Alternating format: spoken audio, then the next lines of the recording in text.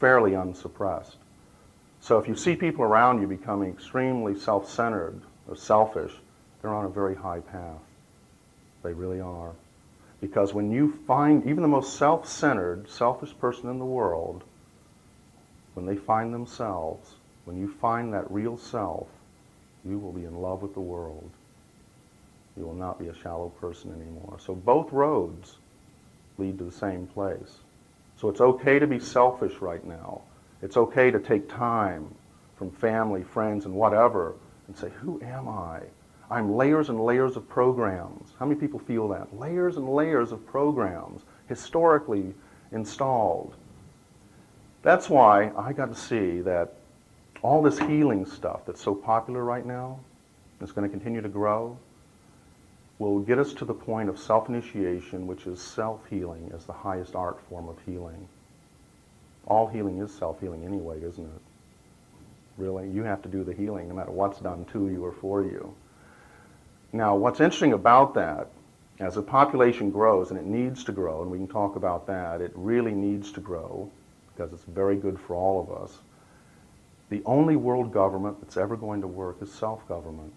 And what leads us to self-government is self-healing. Get it? It's the government I saw of the future, is self-government. There are very few courts, and there are no courts of appeals in the future. I can explain that.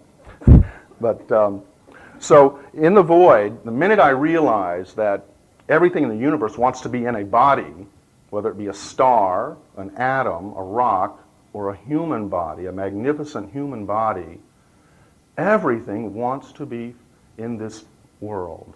Now, this whole talk about we're one, we're one, we're one, what I got to see was when we were at the singularity point, the Big Bang, when everything was one particle, they think, one thing, the singularity point, that's as dense as you can be. You in this body right now are an angel compared to your dense body of the Big Bang. Do you get what I'm saying? You've already been as one as you can be. The whole thing is about individual identity now, which is going to enrich the universe in ways that are unimaginable as you find yourself and as you ask your questions about the universe. This is God growing. It's not over. In fact, creation has just begun. You ain't seen nothing yet.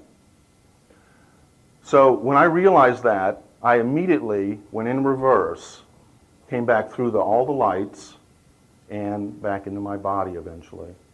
I knew that we all come back here, and I can explain the physics of reincarnation and the mechanics of reincarnation later if you'd like me to. It's actually very simple stuff, very simple. If you hear anything that's very complicated, it's mentally generated. It is not generated from the universal. Universal information is extremely simple. So the more complicated the religion, the philosophy, or the concept, I go, you better back off. You know, they're missing, the more stuff they miss. Have you noticed that? It's the book that's that thick, and then how about a book that's that thick that says it all? That's how universal and absolute intelligence works. Absolute simplicity and elegance beyond our imagination at this point. Now, when I realized that everything wants to be where we are, which is very interesting, I had the feeling that literally I live this way, that I would be happy to be anything in this universe. I literally would be happy to be a grain of sand on the beach. But to be the human part of God is a blessing beyond our wildest imaginations, to be the human part of this experience. And we've just begun. Technically, we have not been born yet. There's not enough of us to be born. None of us can do it alone, so don't struggle alone. It's the coming together and the raise of the population that gets us to the mass consciousness to transcend the biggest thing that's ever happened. And you know what that is? It's well worth living for. The human race is about to transcend survival and biological limits. In metaphor, it's been called the millennium. We are technically there already. We can feed the world. Everyone can live well in the world now if we never came up with another new invention. There are plenty of resources. And the one thing the futurists don't see, that I point out to them, the futurists are always predicting the future from the past, the way the Mayans did. Closed loop system. When the evidence is right in front of your eyes, if you look at history, that the incoming populations bring the answers with them. Count on it. The other thing that really messed me up was believing the experts religiously, when historically the experts have been more wrong than they've ever been right. Correct? So don't let the experts throw you off. They did me, and it killed me. I died from this kind of stuff. And so I knew we'd be coming back because I understood reincarnation and when I got my knowledge. And I also understood that all of our lives, past, present, and future, exist in the same moment. So if the present is changeable, the past is changeable, and the future is definitely changeable. And believe me, it's all in flux and all changing all the time anyway. If you ever studied a history of history books, you'd know that. You know, the victors write the history books, and they're usually white men. So it's a very limited version of the universe. Recently, they produced a map of the true landmass of the Earth, finally, because all the maps we've been taught about in school are wrong. They only went around the borders. That's not a landmass of a country. When you go up and down every mountain and hill and measure it, that is the true landmass of a country. And guess what? Turns out India is bigger than Russia. Turns out Greenland is bigger than the United States. It just goes on and on. You count landmass, the true landmass. True landmass. And now they have a map out that shows you the perspective. And you go, Mike, it's a flip of the poles. You know what I mean? And a lot of you have heard about the pole shifts and earth changes.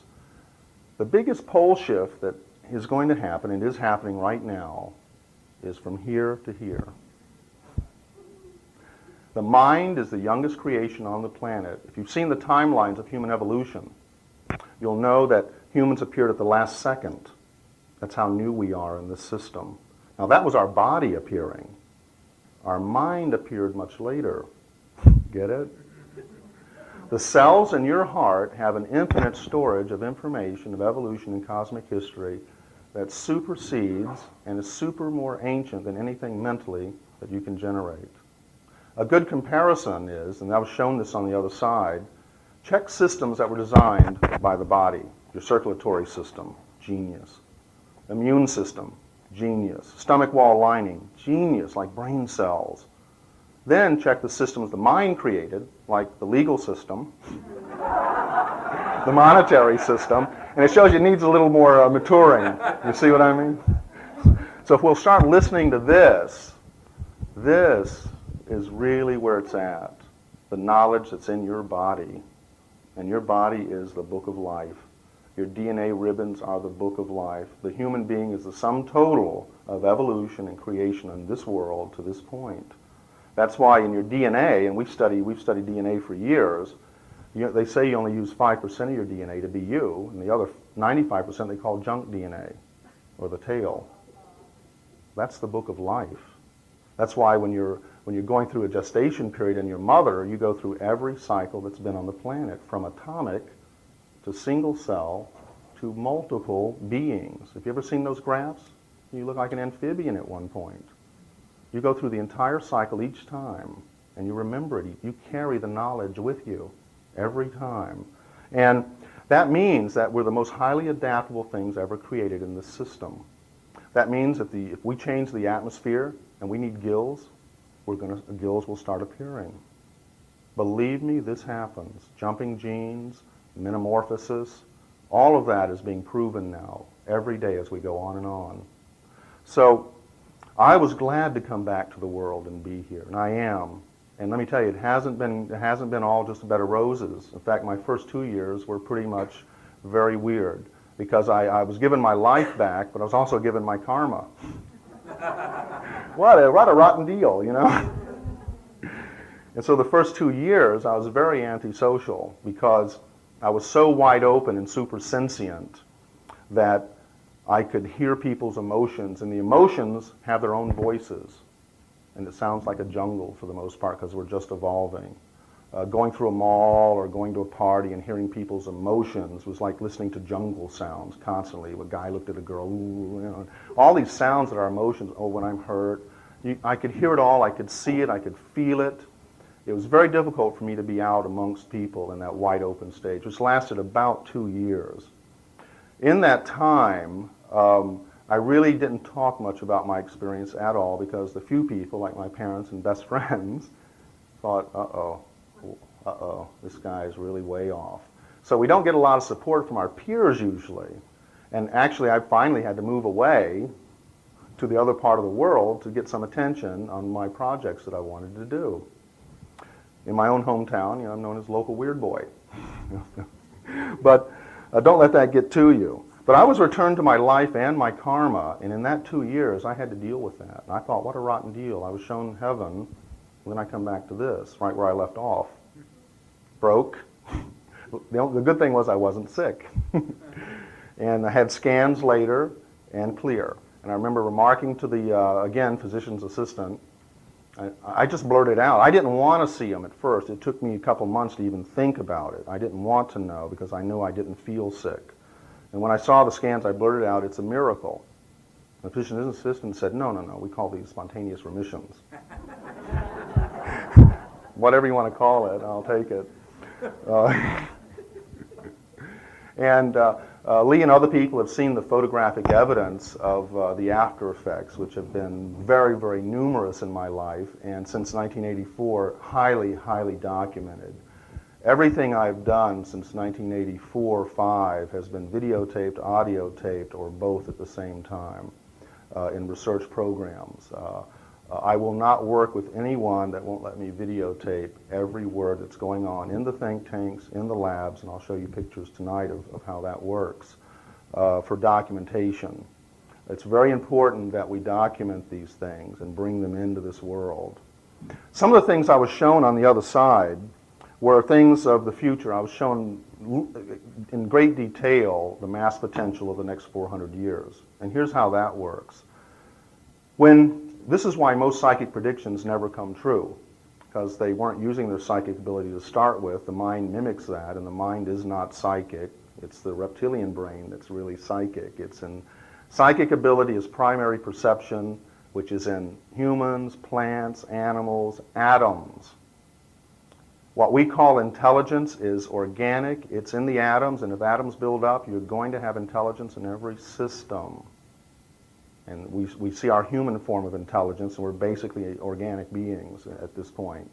And I'm telling you, the atoms are so intelligent, and when they group together, as they have in you, what a congregation. What a congregation. Some of the things I saw about the future were, I saw the Berlin Wall coming down, and I wasn't told which way it would come down, but I was shown that whichever way the Berlin Wall comes down will be the key to the future of how the transition can go smooth or rough, but we are going through the transition into a non-needy, survival-free world of the future. Now, the Berlin Wall came down with what? A party, didn't it? Didn't it? Champagne bottles popping, people partying on Pink Floyd playing. The future is going to be a big party. The hard work is over, and that's one of the reasons I'm back to tell you this. The hard work is over. We weren't ever supposed to suffer anyway, but the hard work of mankind is over now. The party is about to begin. And it can only do so as a species we mature. That new creation that's talked about is as simple as this. We're going to be as different in the future as a child to an adult. We're about to grow up. And the average adult becomes more stable, better energy manager of their time and everything else than a child. And if you look at everything I could see in the universe, and life's just crawling, the universe is just crawling with life, believe me. But you just look in our system, the baby larval stage is the shortest period. So the human larval stage, baby stage, which we're just about to evolve out of, is the shortest period. It's just the beginning. We have an immense long time ahead of us of mature, stable. That's why the geology of the Earth has stabilized, no matter what crazy books you read about Earth changes. If you're a geologist, you know the Earth is more stable than it was 10 million years ago, when cosmic time is the blink of an eye, and 100 million years ago, look at the geology. The Earth is stabilized so that we could be evolved. This concludes Side A. Please turn the tape over now for continuation on Side B. Basically, I saw that the Berlin Wall would fall, and how it fell would be a trend for transition in the future. I also saw the breakup of Russia, and the breakup of China, and the breakup of the United States. The breakup of the United States was nonviolent, although a lot of arguing, and becomes a lot of arguing, and becomes 4 or 5 autonomous regions, highly synergistic. Still sort of a country, but really the responsibility goes back local now. And if you notice the governmental trend, they're throwing it back on the states. It's going to be a future trend. Also, the downsizing of everything. Things are going to be smaller and smarter from now on. Smaller and smarter as the population grows. And I don't know if you've noticed it, but Gaia is making an awful lot of room for us humans, for the incoming populations. One thing I was shown was the trees of today are bonsais compared to 1,000 years ago, but what the natives knew 1,000 years ago, 3 canopy forests, trees that were never cut. The Earth will never again be a wild place as it once was. It's over. Gaia, who we are, how many people know what the Gaia is? It's a scientific concept also. The Gaia is a concept that says the Earth is a living being, of which we are a part of that living being. If you want to see what you really look like, look at a picture of the Earth.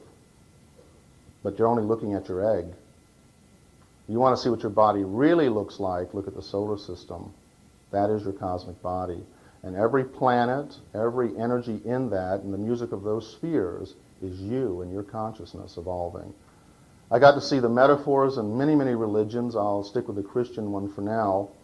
The metaphor of Eve created from the 3rd rib of Adam. The sun is Adam. The earth is in the 3rd orbit. The earth is Eve. Everything on this planet is female, by the way. That's why it's always preferred females. The Gaia prefers females. Even the plant world prefers female estrogen. And there's big studies on that now. The future populations will be predominantly female. Gaia knows that in a high-density population, the dominant male population is going to be kind of weird. That's why this is the goddess age. That's why the millennium is the female era. Even the men are going to have to get in touch with your female. We feel that, don't we? I mean, how many of you males feel that? It's time to get in touch with our female. It really is. A lot of guys think I hit my head on the other side and got brain damage. But I'm telling you, guys, and you probably know it, the women are way ahead of us now. There's a time in grade school when the girls spurt ahead in growth and intelligence. In evolutionary spiral, that's happening now. The feminine is rising, and they're like jumping way ahead. Look at how many females to males in this room of higher consciousness. The females are carrying the higher consciousness on this planet to the next level. Males, our job is over. We're just here to serve the queens now. It's going to make your life a lot easier. Trust them, let them lead, let them have all the power they want. Your life will be better, believe me. Don't fight it. It's over. I'm here to tell you. So, and you might notice in birth records, the birth records of humans, the females are largely outnumbering male births in the world. No matter how many abortions are done in India, China, and all that, the Gaia will have a dominant female future. And I saw some other things that I'm not even ready for. Like the predominance in future is bisexuality and androgyny. And how that triggers, and you already see it in this world, is that once we accomplish the first goal of survival, we have the mass population that we need to transcend, we have the technology to transcend, then the population will stabilize, just like the cells in your belly when you're pregnant. It looks like crazy if you look at the time-lapse photography. Till a certain time, then it all stabilizes, all those different systems come together and make a whole being that's born. That's about what's to happen on this planet, is that all the systems come together that have just been getting up and running. The East, like India, was a great experiment in what a population would do if it went totally spiritual with a mass population and no technology. That was an experiment. Gaia does many experiments in consciousness every day of our lives. We're experimenting in consciousness. This is a great adventure in consciousness. Then in the West became very interested in science, and science became its religion. Now, what you have in the West is heavyweight capitalism. You have over-industrialization. We're producing more than we can use. And in fact, the education system was invented basically to sponsor the Industrial Revolution. So the education system that we have today is failing because the Industrial Revolution is over. And our schools are basically designed to make us consumers and producers. That was the whole plan. It's not a conspiracy. It was very needed. We have all invested dearly in this over many lifetimes to get to this Industrial Revolution. The blood, the sweat, and the tears is about to pay off. Now, what we have now is what a society does if it goes totally into materialism. What happens when a society goes mostly into spiritualism? You see what happens in these countries. Now the two are going to come together, and this is the only way we can transcend. Forgive me for saying this, but spirituality is not everything. It's only one color in the rainbow of the Godhead. And if you put all of your energy and efforts into being spiritual, say the violet part of the rainbow, you're missing so much else in the universe. On the other hand, if you're only a hedonist in the red, you're missing the other part of the universe. We are supremely designed to be full spectrum beings. And I saw life in many other star systems when I had my opening, and I can tell you that human beings are very special. We're not the most intellectual, but we're not meant to be. But we are certainly one of the most joyful creatures in the universe. And as soon as we get this survival thing settled, it is really going to be a beautiful party. We are supremely designed to enjoy the universe, and that is our genius, not our intellect. Our intellect will get us there in just the material way, because if you have a mass population and no technology, you end up like India. You see what I mean? There's caste systems and the whole thing. The West has brought in to the masses great advances, great advances indeed. You're living better now than King Solomon lived. And if you're driving a jalopy, believe me, King Solomon would trade you probably half of his wives for that car, for that jalopy. You know, I'm serious. I think about that sometimes, and I think, well, I don't need a new fancy car. King Solomon would love this one. You know, it runs, it's paid for. You know, hey, let's you know. So basically, those were some of the things that I saw, and some of them were quite amazing to me. But the biggest thing that's about to happen, that we all feel, this intimacy, this intimacy that's beginning to grow as the population grows. We're beginning to see that every human being on the planet is the same human being. We are a fantastic life form. If you can imagine, we're like the brain cells to this living being, and each one of us has a life, and car, and a house. It's a pretty amazing life form to be a part of. And the more of us there are, the better, and it will balance out at somewhere around 8 billion or so humans on the planet. Believe me, there's more room than it's just, there's no problem to worry about the population that's coming in. What the incoming populations will bring the technologies with them that we can't even imagine at this point, as we did to our fathers and their forefathers, things they couldn't, like a computer. Christopher Columbus wouldn't know what about that, you see? Now, the interesting thing is that I got to see, and I wasn't into Jules Verne's at all before I died, but when I was on the other side, I got to see who were the important players for the planet. Oddly enough, Walt Disney is in there as one of the great healers of all time. He's created more endorphins than any factory can. What? Walt Disney is a great healer? That was his mission. Rockefeller, I could go into the stories I got to see about these people, what they really meant on the mass level. Because until you go to the universal level, all you're looking at is individual potential of the individual, which, believe me, right now looks very chaotic on this planet. Just my life, let alone yours and somebody else's. But from the oversoul level, which is where you should really go for your psychic stuff, you should really go to that level, the oversoul level looks at mass potential. Okay? It's like looking at a child, and the child's always spilling and clumsing, saying, oh, that shouldn't have been created. Well, the mother says, oh, get over it. I know what that kid's going to be. It's going to be a great adult. Well, the universe and Gaia feels the same way about us. Believe me, Gaia creates more pollution than we ever thought about. And one thing else I did learn, too, was that Exxon lies to us, so does Greenpeace. The truth is somewhere in the middle. It's not as bad as they say, and of course, Exxon, we got to watch them too. So we got to watch both sides.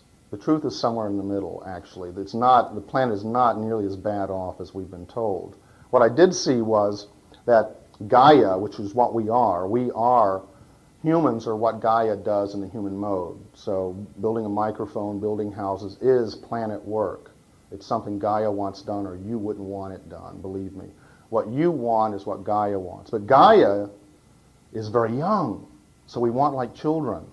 And that's why we get depressed, and that's why if we don't get what we want, we fight over spilt milk and cookies. And fighting over God is like fighting over a stack of cookies, Killing people for God is really weird stuff, When really, when I was in front of the light, I asked the light, well, which is the best religion? And the light of God said, I don't care. Religions come and go. They love me and they leave me. If you do want to be religious, then the closest you can come is to study all the religions, like a Joseph's many-colored coat, all the strands. If you study all the religions, you may have a better idea of the Godhead, not just one religion. And forgive me for saying this, but there's no one religion or philosophy on the earth that covers it. And I'll ask you to forgive me for one more level of that I saw. Any religion or philosophy that does not include physics and the Gaia concept is infantile, which is most religions and philosophies on the planet. It's just purely infantile intellectualism because you aren't putting in all the factors into the equation. Period. So forgive me for saying that if that rubbed anybody wrong, but I am a very spiritual person now, and I believe in ritual and all that. It became a rich part of my life. I have my Native American drum, which has been one of my best tools in my life. I believe in ritual. I believe in all of that, and I have ritual every day in my life, and I encourage you to come up with your own rituals. I encourage you to put an altar in your house, an altar to yourself. Don't put pictures of gurus on your altars. Put your picture. Put items on the altar, and it could be your mantle. My mantle is an altar. And on that mantle are things that I have found, crystals or statues that speak to me of what I'm about in this world. And every time I go to this altar, I get renewed and I'm reminded of what I'm about. And that's what an altar is about. It's not to worship anyone else. That's not what it was about to begin with. You should create an altar to yourself. And find your own prayer. Prayer is very, very important stuff. It really is, if you use it in a way in which it was designed to be used. Most ritual they've lost the meaning of most ritual. There are lots of cultures doing the dance, but that's all they're doing. They forgot what the dance was about. The very simple things, like dancing and ritual was about building the mana prana in the body so you could do manifestation. But they do the dance now without the manifestation part. It's interesting how some of those things work.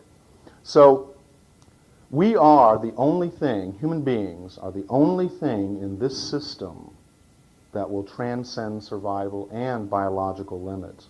That's why we were created. That's why the dinosaurs had to go. And that's why all the trees are shrinking. The world will never again be a jungle. The world is going to be a garden from now on. There will be plenty of wild reserves that are kept, but Gaia is domesticating herself. There's a time when you're a child when you don't care if you wash or comb your hair.